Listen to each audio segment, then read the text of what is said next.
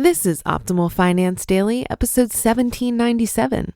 Why we ignore the stock market, and you should too. Demystifying Personal Finance by Liz of Frugalwoods.com. And I'm your host and personal finance enthusiast, Diana Merriam. Now let's get right to it and continue optimizing your life. Why we ignore the stock market, and you should too. Demystifying Personal Finance by Liz of Frugalwoods.com. Apparently, the stock market is doing terrible things right now, but I don't care. Monitoring the stock market like Frugalwoods stalk squirrels is a patently useless waste of time, energy, and brain capacity. Same for Frugalhound, as she's tethered to a leash and the squirrels are decidedly not. There's simply nothing to gain by it. I'm taking a different tact. I'm not going to tell you how to optimize your investments or beat the market or pick that one hot fund. Why not? Because I don't know how to, and neither does anyone else. No one can predict what the market will do, and there's no secret formula for beating it. What you can do. There are, however, two surefire ways to beef up your investment portfolio. Number one, increase your savings, and number two, increase your earnings.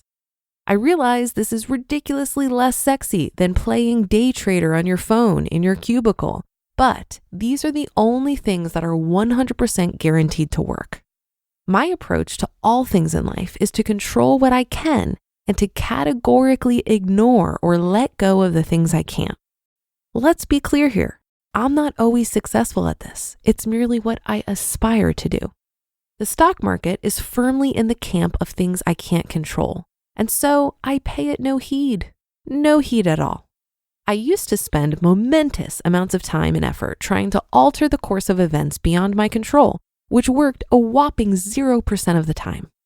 But in the genre of things you can impact, if you increase your rate of savings, say through some hardcore frugal action, then you'll have more money to invest. And if you increase your income, then you'll have more money to save. These, my friends, are the variables that you absolutely can control. Dips in the market, conversely, are entirely beyond our purview. Since investing is a scenario in which your gains are only as substantial as your inputs, focus your energy on increasing your inputs.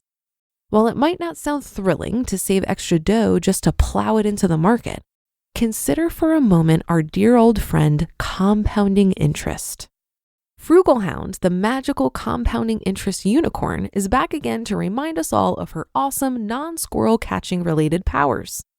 Compound interest is interest added to the principal, such that your interest earns interest. This is a sweet, sweet thing. Very simply, it's the function of money begetting more money. The more money you have invested and the longer it's invested for, the more money you'll make from your investments. Here's an incredibly impressive math equation for you. Money plus time invested equals more money. We've established I'm horrific at math, right? But even I can understand this one. Wondering where to start with setting aside more funds for your very own magical unicorn of compounding interest? Start by tracking your monthly spending and identifying where you can make cuts. I bet you $1 you'll be able to find something you could frugalize further. Mr. Frugalwoods and I use personal capital for this task, which has the superb advantage of being both free and easy to use. Can't touch this stock, also known as stay invested. This is another variable that you have almighty control over, the duration of your investments. The longer you stay in the market, the better off you'll be. Pulling in and out of the market when you feel the slightest twinge of panic is a great way to ensure you'll never make any money from your investments. Money has no emotion. It doesn't care if the market's up or down. Don't impose your human sentiments on it. Instead, trust in the long-range benefits of market returns. Mr. Frugalwoods and I bought our first stocks in 2008 as everyone else was fleeing the scene, and we've let them ride ever since. Additionally, a portion of every single one of our paychecks goes automatically into our investments. One of the keys to maintaining your sanity in the markets is to invest regularly and stay invested. You'll drive yourself nuts if you try to pick the perfect moment to start investing. Much like brushing your teeth every day, it's something you should do regularly and without fear or drama, unless you have some sort of bizarrely dramatic oral hygiene routine.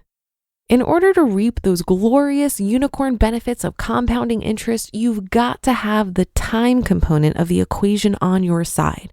Remember, money plus time invested equals more money. Investing is a long-term proposition. It's not something to track or speculate about on a daily or even yearly basis. Mr. Frugalwoods and I consider our investments to be part of our very long-range plans and have no intention of withdrawing them anytime soon.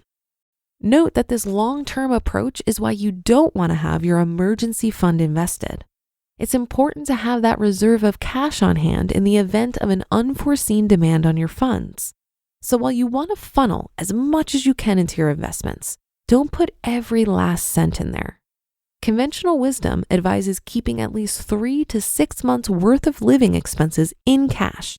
I lean towards 6 months because I'm a bit conservative, but many folks feel good with 3 months worth. How do we invest? In case you now have the burning question of how Mr. Frugalwoods and I invest, here's our quick and easy/boring rundown. We have 2 portfolios of stocks, our taxable investment account and our 401ks. Our taxable account is fully invested in the low-fee total market index fund, FSTVX. Our overall portfolio is weighted 90% total market index fund and 10% bonds, with the bonds being held in our 401ks in order to maximize tax efficiency. Both of our 401ks are in low-fee index funds, as we're staunch believers in avoiding fees whenever and wherever possible. Once a year, we spend 5 minutes rebalancing our portfolio to match our desired asset allocations.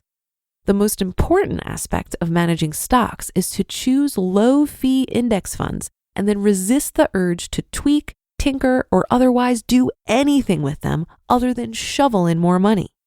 And herein exists a 4th variable power over which you can exercise your all-encompassing power. Choose funds with low fees. This simple decision will save you epic amounts of cash over your investing lifetime. The Zen art of losing money. Is my portfolio down right now? Oh, most definitely. But I have enough other stuff to worry about in life, such as will baby spit up permanently stain our hardwood floors? Because it's kind of looking like that right now.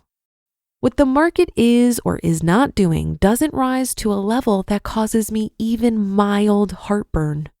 While some folks love to hate watching the market, I find that I prefer to ignore it entirely.